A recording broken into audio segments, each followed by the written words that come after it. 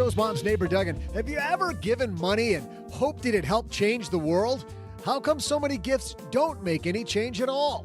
Today, we'll talk to the woman who's trusted advisor to many of the world's richest philanthropists, Kris Putnam-Walkerly.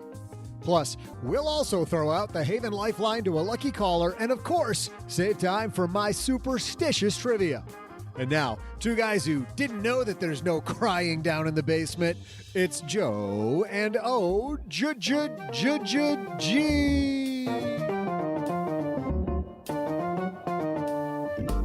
We're crying all the way to the mics. Hey, everybody, welcome to Monday.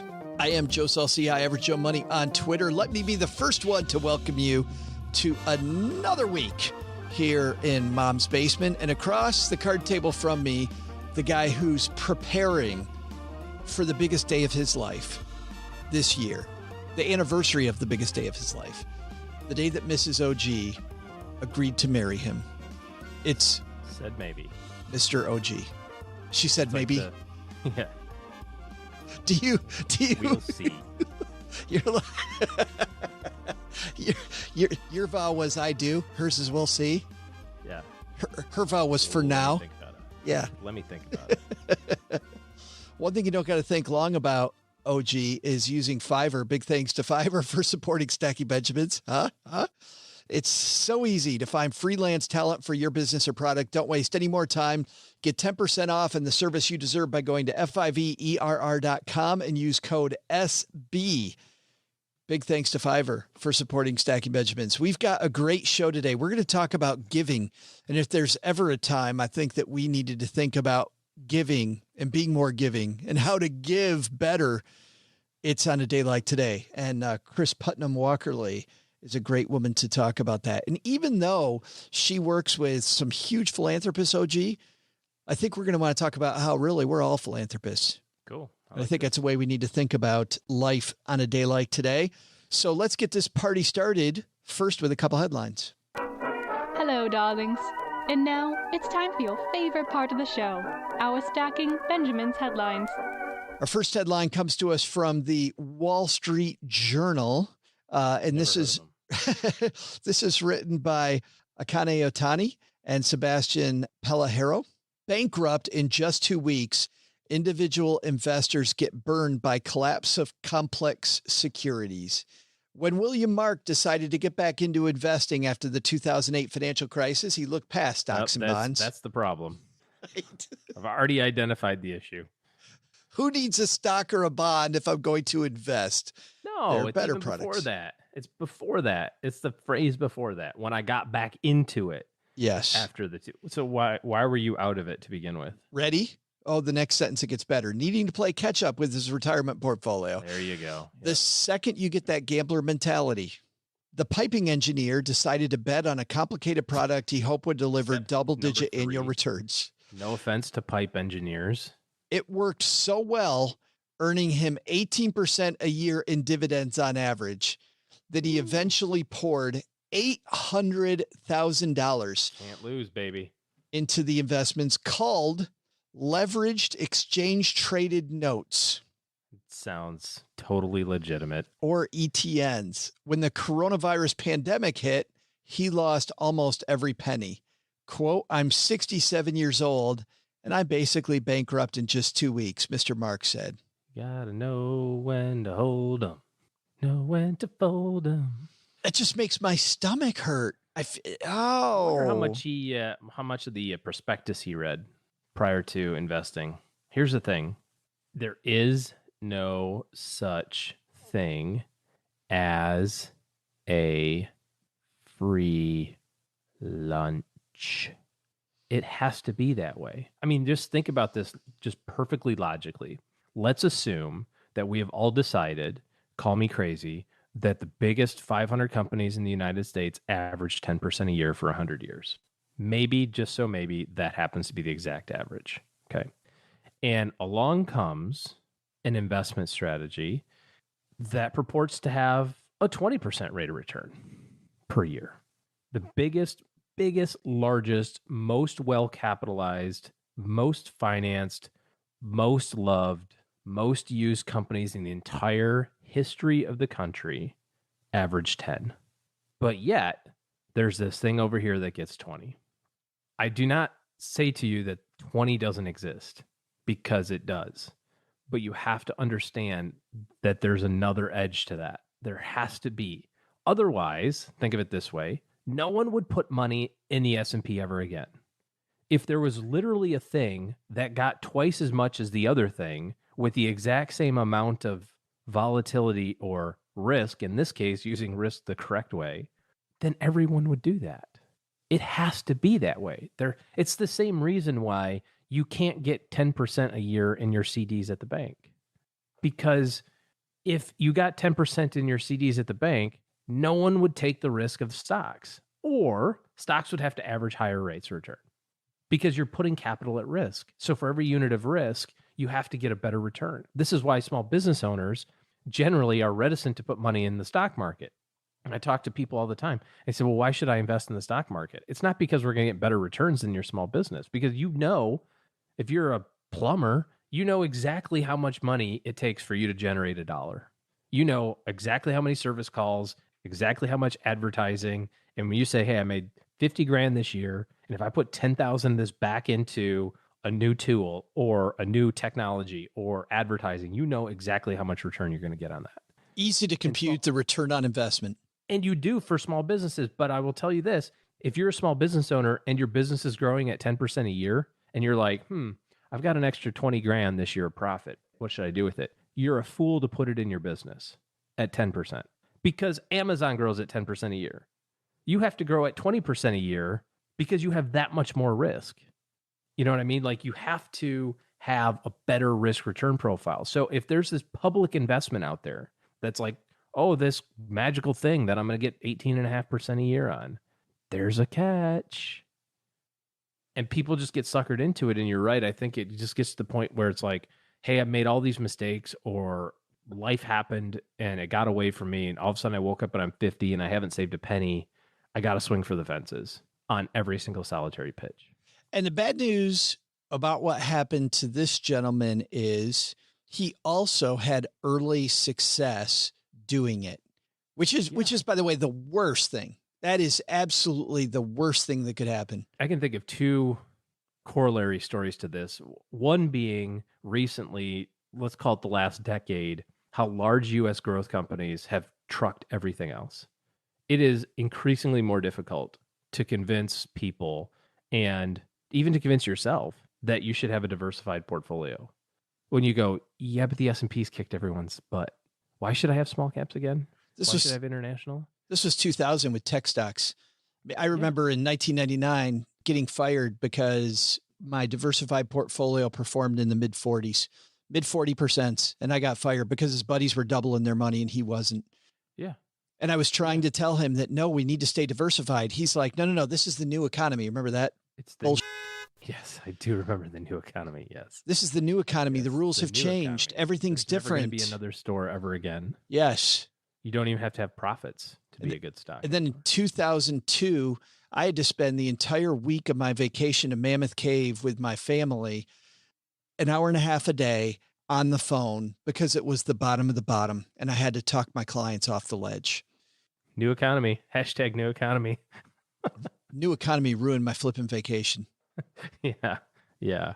So that's a great example. And the other story, and this is another example that you probably remember, this also happens, I think, in life and in business also. I remember a young advisor who started well after I did, but was crazy successful. And by successful, let me put an asterisk and write the word lucky, because there's nothing about his success that was earned. This person started as an advisor and made $1 million his first year.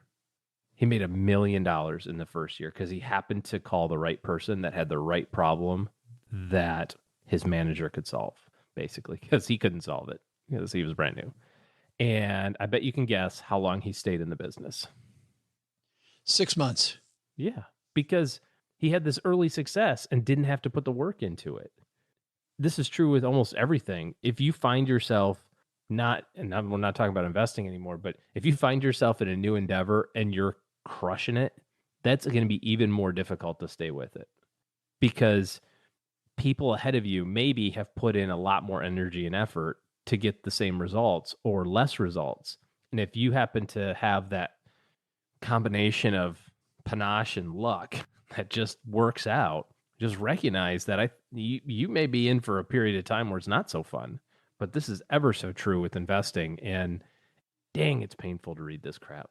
Our friend Larry Swedrow, who's been on the show, he's chief research officer at wealth management firm Buckingham Wealth Partners, and just an all-around great guy. Smart dude. Larry said, if institutions aren't buying this, the retail investor shouldn't be either. Otherwise, they're the sucker at the poker table that doesn't know it.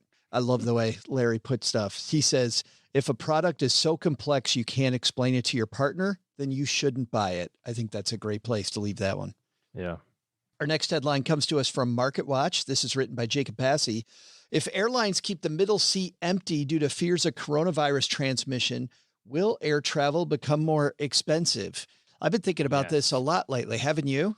Yeah, I haven't, but I mean, yeah, at some point we're going to return to the air, and you have to wonder how V-shaped the pricing is going to go. Ever so it must be thus on airline tickets.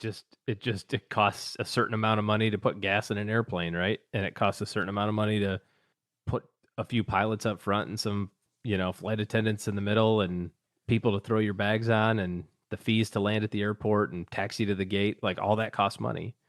And if there's less people writing checks, it only stands. The money's not coming out of the board of directors pockets. Right. Exactly. American Airlines. They're not like, you know what? We should throw a little into the kitty. The business isn't doing so great right now. Let's all pitch in. Well, we saw how they got in this mess in the first place. I mean, hey, how do I keep the stock up? I know we're going to do a bunch of buybacks instead of keeping an emergency fund. That's what we're going to do. Yeah. You know why? Yeah. Oh, we're going to go down this path? I didn't know that you were one of these guys. Okay. You know why? Because airlines are essential and people won't let us go bankrupt, which is funny because I read a fantastic piece recently that completely changed my mind on this, because when I first heard that, I said, okay, regardless of that, yes, airlines are essential. Yes, we need to fly. We need to be able to do that. And then somebody goes, no. Airlines are not essential. You know what's essential? Aircraft. And if a company goes bankrupt, here's how it works. They sell the assets, and another person who actually knows how to do the right thing with your money comes in and picks up the pieces. Yeah, there's hangars full of aircraft right now. Isn't that how Branson started Virgin Atlantic or Virgin Airways? I haven't studied it, but I would imagine. Oh, he like literally had to fly from one place to another, and the ticket was $1 bajillion. So he went, screw this, and he chartered a 737 and like stood outside the airport and sold his own tickets. Some variation of that story. It almost sounds like. I could make this work. The story of Southwest Airlines is, just being scrappy. Look at JetBlue in the early days and getting started, and how in a lot of ways, and you kind of wish they did even more, some of those companies revolutionized air travel and kept the big boys honest. But anyway, I don't want to get into a discussion about saving the companies, but I think prices might go up. Let's see what Jacob says. He says, airline tickets are cheap right now, but don't expect that to last forever. Well, there it is. Done. Okay. All right, moving along. I'm exhausted. He said, how cheap are flights? You can book round trip airfare in August between New York and Los Angeles for $62. According to a search on travel website Kayak, for less than $200, you can get round trip airfare between Miami and dozens of destinations across Latin America and the Caribbean. Probably go to Brazil. Well, can't go to Brazil right now, can you? Be nice. You could just peer over into Brazil from whatever country is next to Brazil. Airlines have slashed the price of tickets as demand plummeted in the face of the global coronavirus pandemic. They've flown practically empty planes, and pilots and flight attendants have faced the risk of furloughs and layoffs as airlines business has tanked. Meanwhile, travelers are sitting on millions of dollars in vouchers from carriers like Delta, American, JetBlue. The bad news about those vouchers, OG, is that no idea how to get them. I'm trying to book an airline flight.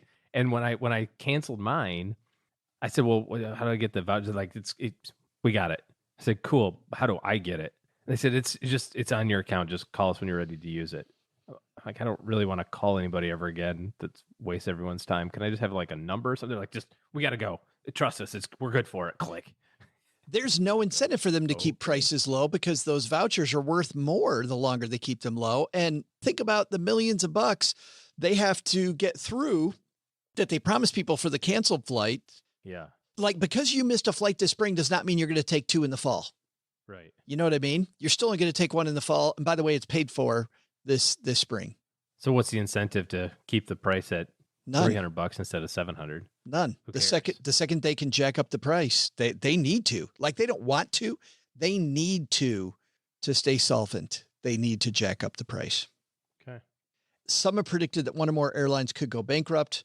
Warren Buffett, of course, Berkshire Hathaway sold off its stake in airlines because of the pandemic. Early on, many analysts expected a V-shaped recovery in air travel, said Scott Keyes, founder and chief flight expert at travel website Scott's Cheap Flights. That's clearly not borne out. And instead, we're looking at a stretched out Nike swoosh type recovery. Oh, a Nike swoosh recovery. Interesting. That's a new thing. I like that. That's cool. Interesting times coming. And I think that's the takeaway here, OG. Sitting on a voucher, you might want to think about ways to use that sooner rather than later so you get bigger bang for your buck, as mom says. And then second, can't explain the investment you're in to the people around you. Might be time to get out.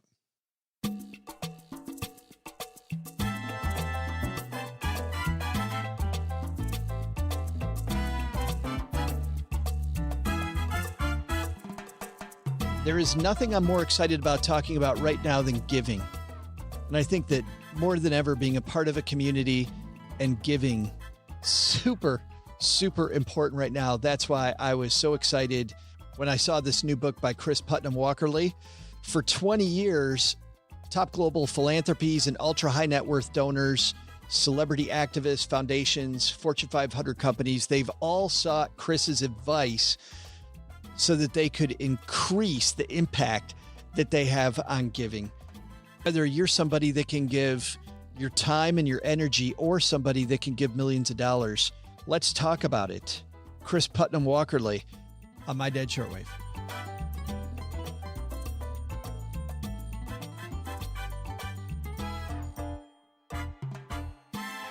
And joining me on My Dad Shortwave, it's our new friend, Kris Putnam-Walkerly. How are you? I'm awesome, Joe. How are you? Well, I'm fantastic, but I'm wondering this from you, Kris. Let's talk about this elephant in the room. I don't know if you've seen, there's been this pandemic thing going around, but apparently it's all over. We don't leave the basement, so I don't know. But how has that changed the face of giving in America? Great question. It's changed it quite a bit, and hopefully for a while. Some of the things that funders, philanthropists of all kinds have been doing is immediately responding and creating rapid response funds. So throughout the United States and increasingly around the world, there are funds being created where funders are coming together to jointly collaborate to support organizations in need, especially, the first responders, meeting immediate healthcare needs, as well as other kinds of needs, people who are homeless, who are suffering from domestic violence, of course, food needs, and people who are finding themselves unemployed and needing assistance. And so the great thing about these crisis response funds is that it coordinates effort so that there's not duplication of, everybody funding the food pantry, but no one funding the domestic violence shelter. And they really allow all kinds of funders to come together. I mean, anybody can contribute. So that's one. Another response has been, foundations, especially and corporate givers, have been removing a lot of the tight restrictions that they previously had on grants and grantees. So many funders have, just allocated additional funds to their existing grantees. They didn't have to apply for that money. I know one foundation, the Robert Sterling Clark Foundation in New York, just gave all of their grantees an extra entire year of funding, no questions asked. Many have been telling their grantees, whatever you were planning on using the funds for before this crisis, now you can use it for whatever you think is most important right now, because obviously everything has changed. And we trust you, nonprofit leader, to spend and allocate that money as best you see fit. So those have been some great changes and really offering a lot of, what we call core operating support, which is just money to do whatever you think is the right thing to be doing at that time. And I'm really hopeful that a lot of those new best practices will stick beyond the pandemic when we're in recovery and, when this is a thing of the past, because it is really helpful to be able to get the money out quickly and into the hands of people and organizations that really know the best way to spend it. We've already seen with the payroll protection program for businesses that have been concerns about waste as the government handed out money really quickly. As foundations release the purse strings more quickly, do you expect 6 months from now we're going to see a lot of exposés about waste happening in the philanthropic area? No, I really don't. For the most part, nonprofit leaders are, they're not in it for the money, right? They're in it for the cause, and they really believe in what they're trying to do. And, nonprofit organizations are often the ones on the ground working in communities who really have a handle on what the needs are and how best to allocate resources, and are experts in whatever issue it is that they're working on, if it's drug treatment or early childhood education or whatever it might be. And so I think often one of the best things funders can do is really trust those leaders and build a trusting relationship with them so that there's clear communication and a willingness to support their work. I think it's highly unlikely that we're going to find 6 months from now a nonprofit leader has, absconded with the money and taken off to the Bahamas. I think more likely we're going to find some amazing innovation on the part of nonprofit organizations in terms of how they pivoted and adapted and used the funding. I want to jump into how all of us are really philanthropists, Kris. But to get there, the world of philanthropy's expanded a lot. I know we hear a lot about these things called donor-advised funds, where instead of having the expense of setting up a foundation, the average person can get more involved in giving. Could you explain to our listeners how a donor-advised fund works and what it is? Absolutely. A donor-advised fund is essentially, think of it as a charitable checking account. So let's say you have $5,000 or $50,000 or $5 million, or whatever the amount is. You can allocate that and make a donation to your donor-advised fund that you set up, and you immediately get a tax benefit from that contribution. And then from there, you can use that fund to make grants and to support different nonprofits and causes that you care about. Another added value is when you set up one of these donor-advised funds, you're setting it up within an existing organization. So it could be your local community foundation, and there are community foundations across the country and around the world whose job it is to raise money from people in that community and then give it away to organizations and needs in those communities. And they often have a really good handle on what those needs are. They know the organizations, the nonprofits, and they can help you understand, which are the right nonprofits to support. And they handle all the transaction. They handle the issuing of the check and the follow-up and the tax reporting and whatnot for you. So it's really like a turnkey solution. And there are a lot of other kinds of organizations that do this. Some of the biggest are Fidelity Charitable, Schwab Charitable, and other kinds of, they call them donor-advised fund sponsors, American Endowment Fund, iGift Fund. There's lots of them. And they really make it easy for you because, the alternative could be to set up a foundation. And you really wouldn't want to do that unless you were giving away, I would say, maybe between $2 and $5 million a year. So you'd really need $20-40 million to be able to do that, which is, some people that's easy, and for a lot of us that's not so easy. But regardless, when you create a foundation, you're creating a nonprofit 501c3 organization. And that's a lot of work to set that up and to manage it. It might need to be staffed. So donor-advised funds are a great alternative. But there are also lots of reasons why somebody would want to create a foundation. Well, and the cool thing, my understanding is of a donor-advised fund, and correct me if I'm wrong, is that you don't have to make a decision right away about what cause you support. You can put the money in the account, and then you can invest it and let it sit and maybe earn some interest that you donate later. Yeah, that's exactly right. So you can, let's say you sold your business or came into a lot of wealth, or for whatever reason, you created this donor-advised fund, you can park the money there. You get an immediate tax benefit, and maybe you inherited money and because of obviously the loss of someone that you cared about. So you're grieving. It might not be the right time for you to figure out what causes you care about. But I do think it's important that those donors do allocate that funding, relatively quickly. Otherwise, you're getting this tax benefit, but the public is not getting the benefit in terms of the money being allocated to nonprofit organizations. So actually, some of these sponsors, like Fidelity Charitable, they require that you start making grants. I think it's within 3 years. And if you don't, and they'll remind you and they'll try to help you, but if you don't, they'll just start making them for you. So, which I think is really great. That is cool.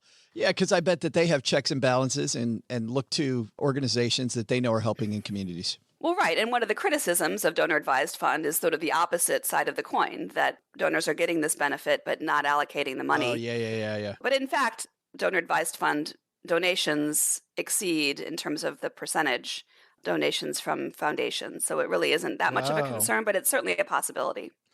So that makes many more of us philanthropists. And really, you say at heart, we're all philanthropists. So I want to dig into who we give money to, because I mentioned that Fidelity, as an example, might have some checks and balances about who they look at. From a young age, I was always taught to look at the cost behind a group that I give money to make sure that the overhead is really low. And you say in your book, Delusional Altruism, Kris, that's not the number one thing I want to look at.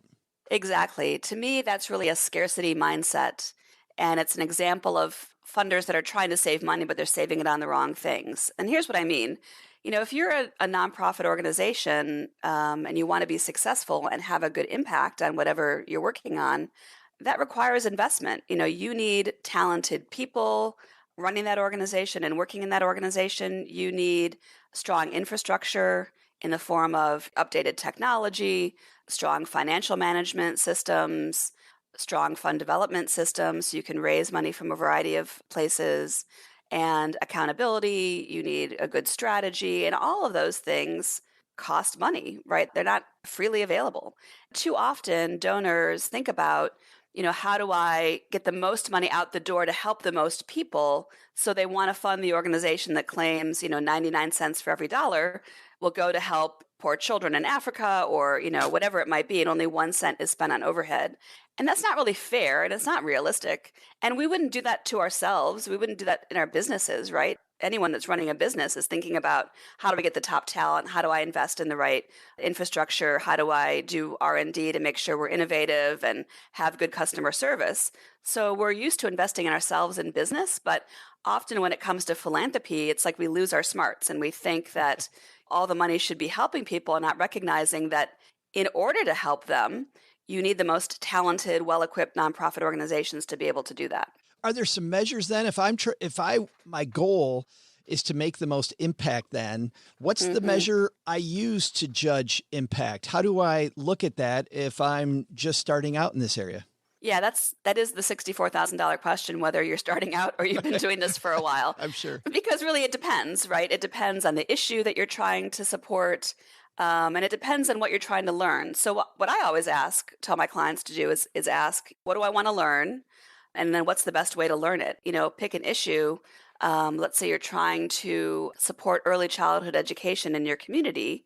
Well, impact could be a variety of things, right? It depends on the situation. Impact could be helping more parents learn about the first 2,000 days of a child's life, those first 5 years, and how critical they are for learning, and getting more parents to be able to read to their children every day, and how that would hugely help kids to be able to be successful when they enter kindergarten. Or it could be there's not enough early childhood education centers in our community that people can access because they're too far away. People use public transportation, or maybe they used to use public transportation. How do you make sure that these places are available, open, and convenient for parents who might be working 2 jobs to be able to get their kids to? Or you might think about, well, the point of early childhood education is to develop successful adults, right? So you might have a 18-year horizon where you think about, let's look at the end game. Are these kids successfully making it through high school? Early childhood, elementary school, middle school, and then high school, and then graduating, going off to college. And all of those are important. So it really depends on your perspective and where your kind of entry point is and what you think is important. And of course, that should be based on actual need in your community. It sounds like, much like a good financial plan for yourself, Kris, what you're saying is you have to take the time to ask the granular questions that are specific to your goal. Like you've got to create your own set of goals first about what you want to achieve with this money, instead of just dishing off cash to whoever you think is the cheapest provider. Exactly. And one of the things I really advocate for everybody is to have a strategy around their giving. And by strategy, I do not mean, spending a year to create this complicated strategic plan that's going to be out for 5 years. I mean just clarity. What's the kind of impact you want to have a year from now? Who do you want to be as a philanthropist a year from now? Where are you today?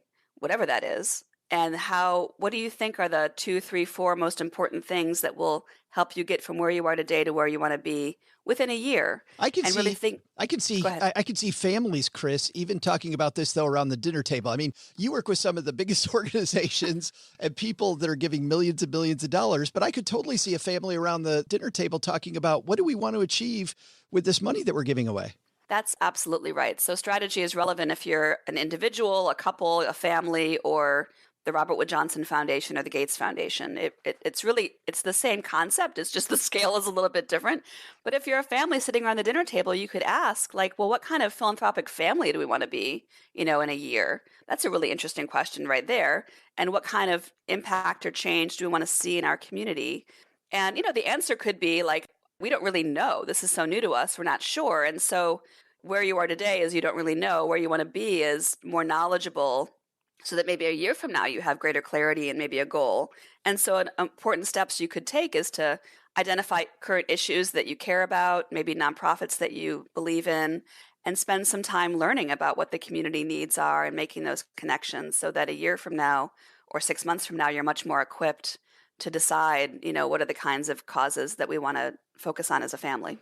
It's funny you mentioned the Gates Foundation because I watched that documentary. I'm sure you probably did too, that Behind Bill's Brain documentary. Did you see that? I actually did not. Oh, I think for what you do, Kris, that is much CTV. But it's fascinating about the work that the foundation does. He's poured lots of money into a lot of projects and he's talked a lot about failures. Yeah. Do you think that they're a good model to look at? Or do you think that a foundation like the Gates Foundation maybe makes too many mistakes, takes too many risks?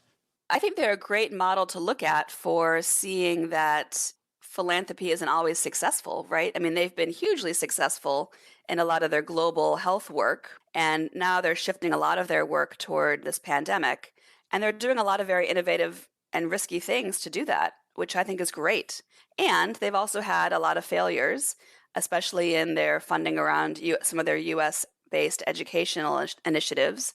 But what I think is great about that foundation is that they're willing to take risks and try new things, and they're willing to admit mistakes also and share what's not working. And I think that's really important because if you're afraid of failure, you're not going to take risks and you're not going to innovate and try new things, and you're really going to be maintaining the status quo. So I think for any funder to recognize that we all can be innovative, we all can not just solve a problem, but figure out how to make improvements and make things better.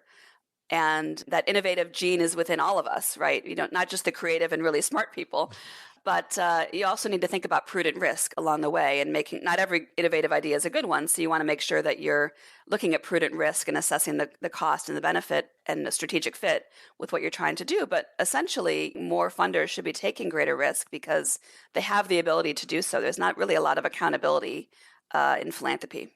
I have a question about just getting out there. I remember when I first decided I was going to get involved in my community, I had a ton of trouble, Kris, just because I felt like I wanted to help, but I didn't feel particularly passionate about one thing. Mm-hmm. How did you first get involved when it came to the area of giving? I was very interested in U.S. military involvement in Central America, of all things. And I became interested in that somewhere around like end of high school and in college. I'm not quite sure why. I think I just read enough about it in the newspaper and became outraged. And so I got very involved as a student activist. And then later I ended up moving to California and San Francisco for my first job supporting human rights organizations in El Salvador and Central America. So that was really my impetus. I just sort of saw injustice and became interested in that and studied that and worked in that area. A lot of people, some people come to their cause because of a personal experience. Somebody in their family was addicted to drugs or suffered from heart disease or Lyme disease or whatever it might be. And so they're passionate about that. But a lot of people like you and me, really, we're passionate about lots of different things. And there's not necessarily one particular cause that really calls us. I think in that case, there's lots of things you can still do. I mean, there's lots of organizations you can support.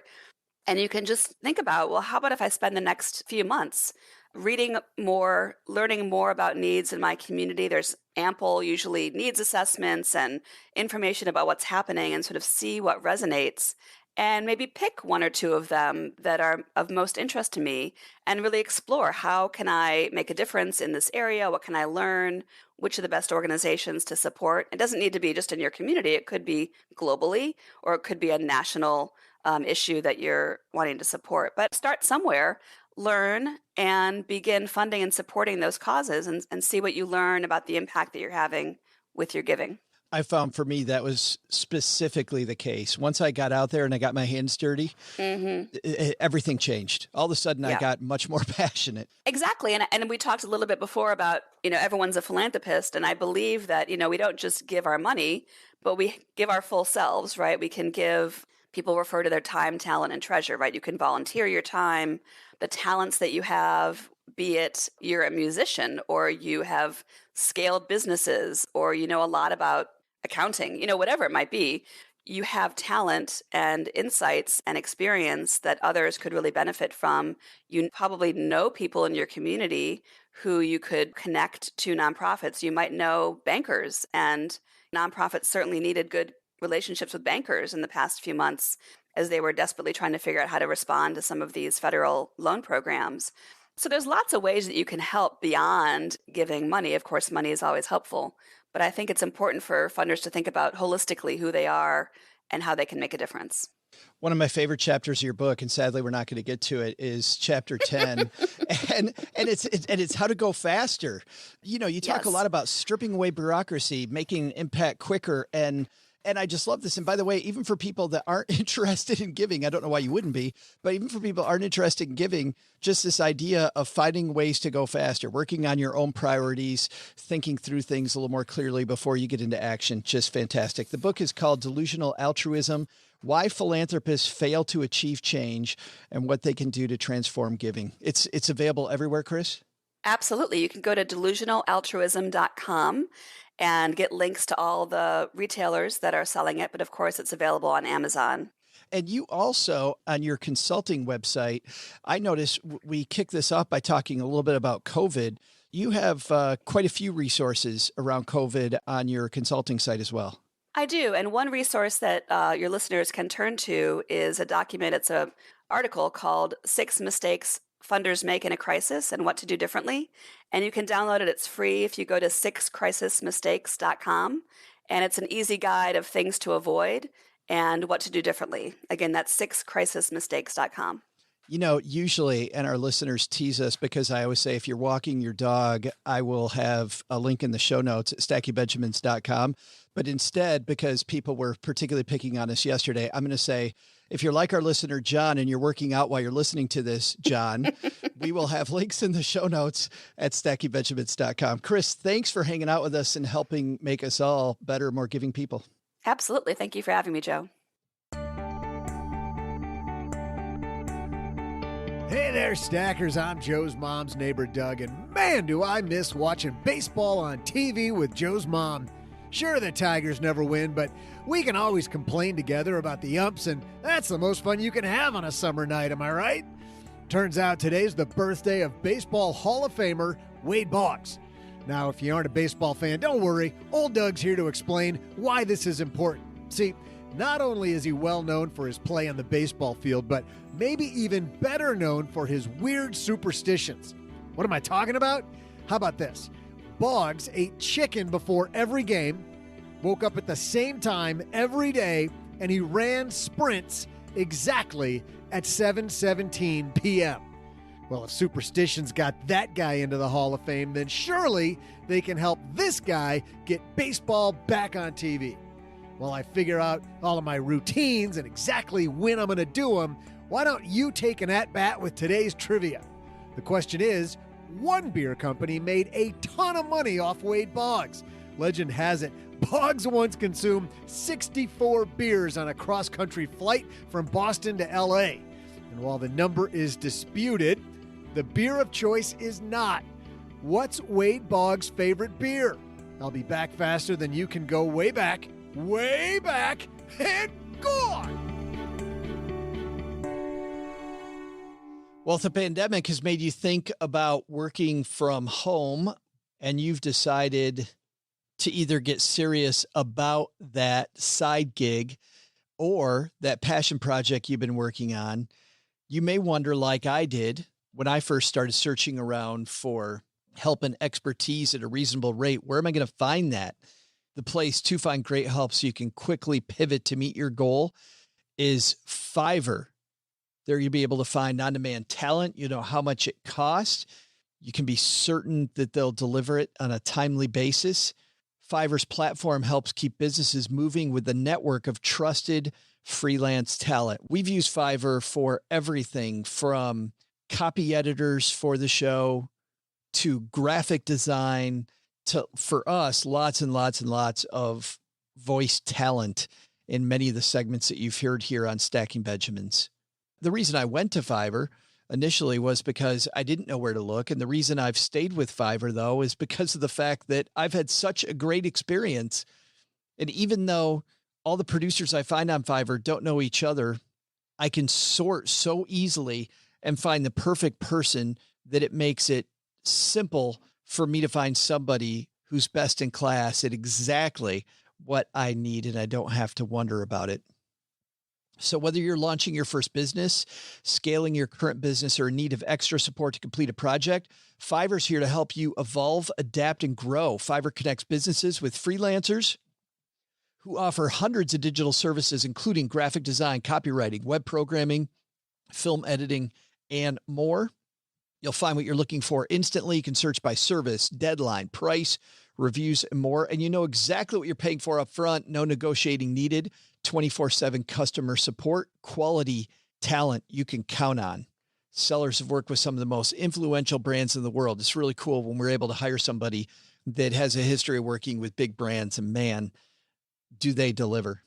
Check out Fiverr.com today and you'll receive 10% off your first order by using code SB. Because you're a stacker, it's so easy. You'll find all the digital service you need in one place at Fiverr.com, code SB. 10% off your first order because you're a stacker. That's Fiverr.com, code SB.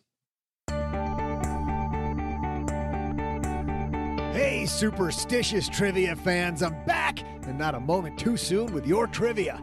In fact, I timed it. From this point on, I will wait exactly 96 seconds for the trivia break. And each time Joe comments on one of his transitions, then I gotta spit in a spittoon. Yeah, we got one of those down here. And last, and certainly not least, I will eat a nice big bowl of chili with extra beans before each and every show. Now, I'll go ahead and apologize right now to everybody about that. But look, if it brings back baseball, then it is all worth it, isn't it? Now that my routine is set, let's get back to today's trivia. The question is, one beer company made a ton of money off Wade Boggs. What's Wade Boggs' favorite beer? Well, old Wade drank only Miller Lite, which I hear is like having sex in a canoe. Why? Because they're both close to water, that's why. Now that that's done, let's go get baseball back, should we? See ya! Potty mouth. Nothing like the same old joke regurgitated from Doug. I have to say, I never heard that joke, but that's pretty funny. Maybe heard it 96,000 times, but it is funny. Might be why Doug quoted it again. Hey, big thanks to Kris Putnam-Walkerly for talking about giving. You know, these donor advised funds, OG, that she's talking about, really, man, the last few years have taken the world by storm. And for people that think that it's all complicated, makes giving a heck of a lot more easy. Could you say easier instead of more easy, which is not a word? Makes giving a lot be easy-ish. Donor advised funds are really cool. You can still give to whoever you want or whatever you want, but it allows you the opportunity to use some of that compounding to help with your giving. Give a little bit now, give a little bit later, but give way more later because of the return of your investing. Yeah, the returns can make your investments much, much bigger than you thought that they could. And you don't have to set up a whole foundation to do it. Right. Which is great. Hey, let's throw out the Haven Lifeline, OG, and tackle some of life's most important questions. Our friends at Haven Life Insurance Agency, they put what you value first, your loved ones, and your time. It's why they've created a modern way to buy quality term life insurance. Head to StackyBenjamins.com now to get a free quote.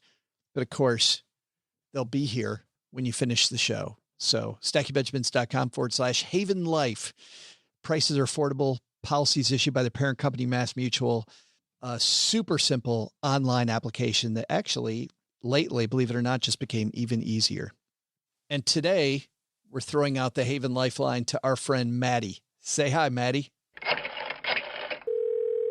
Hi, I recently started saving more for retirement. I've been trying to find more resources, but a lot of what I see assumes that I need to save for a family down the road. Are there big financial planning differences for people who don't want kids?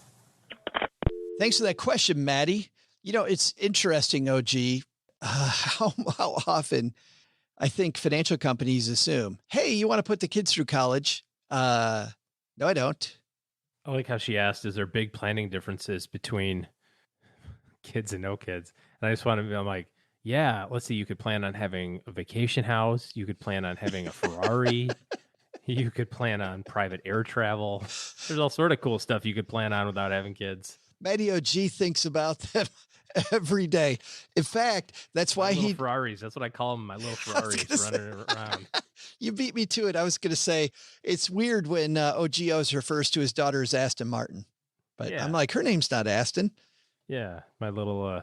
Who's Daddy's little Bentley? Who's Daddy's country club membership?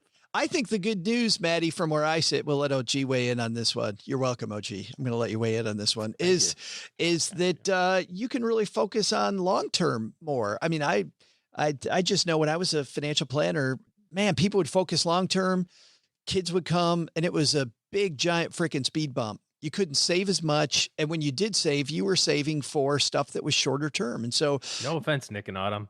Your dad just called you a speed bump. Your ability, a big giant freaking speed bump. But your ability to earn a lot of interest on that money and play the long game becomes a lot more difficult. I think the biggest thing is flexibility, because of not having those 3 little lovely speed bumps along the way, spaced out evenly. Because of that, you have so much more flexibility. Do you want to, take a couple of years off in the middle and have like a little sabbatical type thing? Probably could do that. Somebody that has a 6-year-old, a 4-year-old, and a 2-year-old, not as easy. Not saying you can't do it, but definitely not as easy. You want to be aggressive like our friend Andy and pay off your house. Now, he did it with kids, of course, but pay your house off super fast. You don't have to drag it out 30 years because you're trying to pay for tuition and daycare and all that other sort of stuff. You can knock it out in 5. And I think the flexibility that comes with that allows you both ends of it. So you could say, hey, I'm good with my career. I love what I do. And I'm happy with a quote unquote standard retirement. Let's say age 60.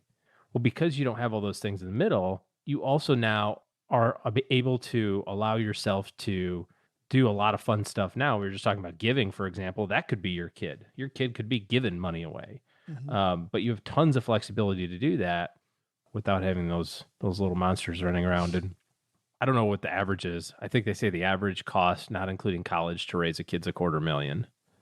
So I was thinking also, depending on what Maddie's doing, what her career is, it may mean that the emergency fund maybe can be a little lighter. I think when you're feeding children and people that aren't bringing in a paycheck, it means that your emergency fund maybe has to be. You, Mrs. OG. I was looking at the 3 baby OGs. Like, what do you guys do? How come you're not? Listen, you're 8 years old. It's time for you to get a full-time job. Yeah. But if they're not bringing a paycheck and there's more expenses going out, then the emergency fund has to be bigger. I remember when your kids went off to college, after they got done with college, you guys were like dancing like crazy. You're like, we don't even spend money on groceries anymore. We can't like, who ate all this food? You're like, our grocery budget was $1,000 a month and now it's 300 because it's just us. I used to laugh that the University of Texas meal plan that Nick was on was a huge win for me. Like, I would pay that versus groceries for that kid any day. He's a competitive swimmer and he was a human furnace. when it came to food. And man, did they take a beating. University of Texas tuition. I think that some of those tuition increases are due to my kid. Thanks. You're welcome, Texas. Yeah. Big thanks for that question, Maddie. Hashtag jealous. Yes. If you've got to come on, I know you're not jealous. You love your kids. I love my kids. It would also be great if they came with a pile of money when the stork dropped them off. If the stork was like, here's your baby and $100,000. Oh, hashtag spoiler. Oh, is that not what happens? Is that what happened to you guys? You're spoiling it for everybody that doesn't happen. Oh, yes. yeah, I see. No, honey, we got to have kids because they come with a bundle of money. Yeah. Turns out that's a lie. StackingBenjamins.com/voicemail. If you would like to be as cool as Maddie and not only leave us an awesome question like she did, but also we're going to send her a Greatest Money Show on Earth circus t-shirt so that you can celebrate the circus that's the Stacking Benjamin Show. Speaking of celebrating, we are going to be celebrating Restacking Your Benjamins Wednesday night. That'll be on our YouTube channel. I hope you can join us over there. Go to youtube.com, search for the Stacking Benjamins channel, and you will find that we are going to have some great institutions joining us. We talked about earlier last week that Fidelity Investments are joining us, and also Morningstar is joining us. We can also announce that our friends at TIAA are going to join us for that. And we'll tell you more on Wednesday. But OG, the event we'll all be wearing tuxedos. The event just gets better and better. And I can't wait to tell you what else is going to happen there. But it will be live on YouTube, 7 to 9 p.m. Eastern on the Stacking Benjamins YouTube channel. 2 hours long. 2 hours long. That's right. It is in 2 days, isn't it? We should probably tell people who else is going to be there then. Well, or you could drum roll it when they get there. That's right. Leave it a surprise. I will also tell you that we're going to have experts also from T. Rowe Price. And why don't we just spill the rest of the beans? We have 2 other great shows that are affiliated with us. Money with Friends and Bobby Rebell will be joining us to help MC the event, as will our friend Doc G from the Earn and Invest podcast. So we've got our full team out and experts from Fidelity, Morningstar, TIA, T. Rowe Price joining us. It's going to be great. The whole kit and caboodle. 2 hours of advice from some really smart people. So whether you're looking and us and correct, and we're just on their coattails. See, we know them. We know these smart people. Yes, it's going to be fantastic. All right. I hope you can join us on Wednesday. That's going to do it for today. If you need a better team in your corner to help you with your financial planning, by the way, head to stackingbenjamins.com/OG, and that will lead you to their calendar where you can begin the conversation about how they can interface with you to make your team better as you're restacking Benjamins. Okay, that's going to do for today. Doug, take it from here, man. What should we have learned? Oh, sure. I see what's going on here, Joe. Pretty much, you're saying this podcast is in the bottom of the ninth. We got 2 outs and a runner on third. You need me to knock a nice little single to right center so we can drive the winning run home, right? You bet, man. First, take a lesson from our headline. Want to lose money? Invest in a bunch of stuff that sounds cool, but that you really don't understand. Maybe Bob at work isn't the best source of investment opportunities on the planet. You think? Second, take a lesson from Kris Putnam-Walkerly. If you really want to change the world with your donation, it might take more than just writing a check. But the big takeaway? Don't talk to a diehard Tiger fan like Joe's mom about Wade Boggs. You know what she said? You know how dumb Wade Boggs is? He has to get naked to count to 21. I said, hey, easy, Ma. But she wouldn't quit. She said, Wade Boggs is so dumb it takes him an hour and a half to watch 60 Minutes. I said, whoa, you can't talk. Hey, we're Tiger fans. Well, that should have stopped her, but it didn't.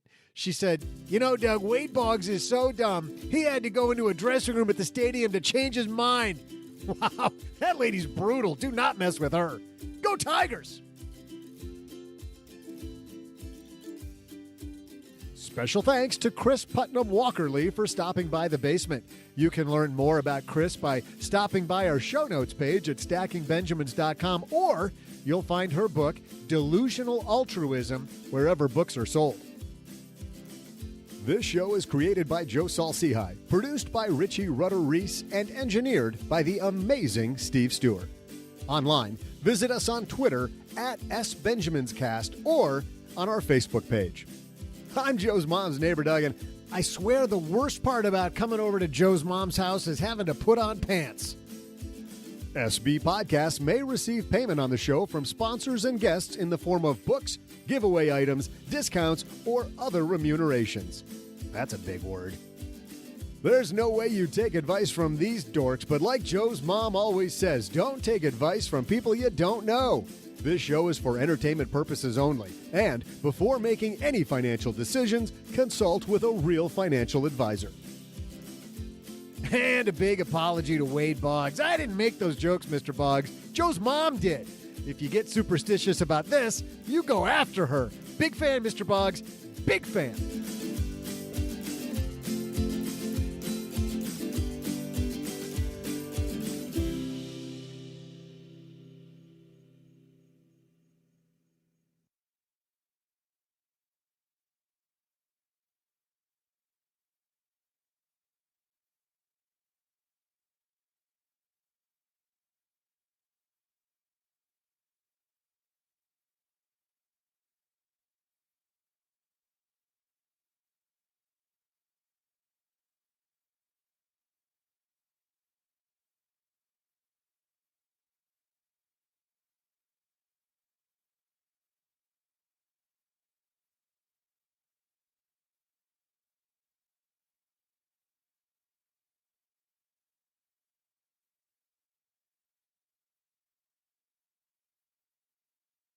So we were talking about early successes and people getting the wrong lesson.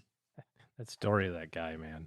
I had that happen when I first learned to play craps, and I was giving financial planning speeches on behalf of other advisors, and the top advisor in the nation for Ameriprise. Well, what's funny is the top advisor in the nation for Ameriprise, he had offices in Detroit, where I was, and in Las Vegas. And so he hired me to do a couple of Detroit events. Then we had great success. So he said, I want to fly you to Vegas to do a bunch of events there. So I went to Las Vegas 4 times, I think, to give financial planning speeches, which is, to your point, an oxymoron. And they always were at a casino, in a ballroom at the casino. But I don't really gamble at that time. At that time, I didn't really gamble. And frankly, I still gamble maybe once a year because the whole slot machine thing doesn't interest me. Blackjack, I just seems very mechanical. You got a rule, you stick with it. Okay. I heard one guy say recently that Las Vegas is for people who don't really understand odds. There are a lot better odds that you can have on your money. But I do like the excitement and the yelling and hollering I always have around the craps table. I just could never understand it. So a friend of mine said, one of the guys that hired me said, hey, you want to go learn how to play craps? To his assistant, Beth, and I, both of us. And we both said, yeah, I've always wanted to learn how to play craps. And he said, well, we're going to go to Excalibur because they have the cheapest tables. And I'm thinking, mom plays nickel slots, right? I'm thinking, okay, what's a big amount of money to take with you when you go gamble? Maybe $20, $50. He goes, you should probably bring $300. You can get away with $200. And I went, oh my God, no. But I'd already committed to it. And I knew, by the way, then if I called home and I told Cheryl that I was taking $200 out of the bank to gamble, that there were going to be some problems. So I didn't know what to do. You think? I didn't know what to do. So you know what I did? I did the dumbest thing possible. I went to the ATM. I took out the $200 and I said, I hope this goes well. And I go to the table and Mark stands there with Beth and I, and he said, okay, do you want the quick rule instruction or do you want the long instruction on how to play craps? Guess which one Beth and I picked? Quick. The quick one. He said, okay, here's the quick one. Take your $200, hand it to that guy with a stick, because that's where it's going. Which didn't give me any feeling that was good at all. I'm like, oh, this is going to suck. He goes, okay, now I'll tell you the long way. And he showed me how to play. And within a half an hour, OG, I'm up $80 on my $200, which was bad because I thought this game is freaking phenomenal. So then this is easy. So then the next day, this guy that doesn't gamble, I take $200, which now, by the way, is only $120 of my money because I'm doing that math. I'm like, hey, Cheryl can only hate me now if I lose 120 because I got the 80 that I already have. So I'm in less hot water if I do this. So I go down again, and guess what happens? I win $80 again in about 25 minutes. And so the next time I go to Vegas, I go to the casino with my $200. I win $80 again. I think it's fantastic. So I'm back in Detroit. I took some clients to a hockey game, and my client casually says that he likes to go to the casino once in a while. And I said, very truthfully, I'm like, I really don't gamble, but recently I started playing craps. I just learned how, and this game is fantastic. In fact, I've won every time. And I laughingly said, and it seems too good to be true, but I think I have a good system. Like I think I have cracked the lock. You have finally figured it out. I've got it to the point that I ordered a casino game for my computer. And I don't know what happened on this game, but even playing the computer game, I used the same thing and I was winning. I'm like, if I just stick with this and do all the stupid things I see people do at the table, if I stay very conservative, I will win money. So I go to the casino with my client. I'm like, yeah, let's go to the casino. They go off to play some slots, and I go to the craps table. I'm thinking maybe 7 minutes in, and I've lost all my money.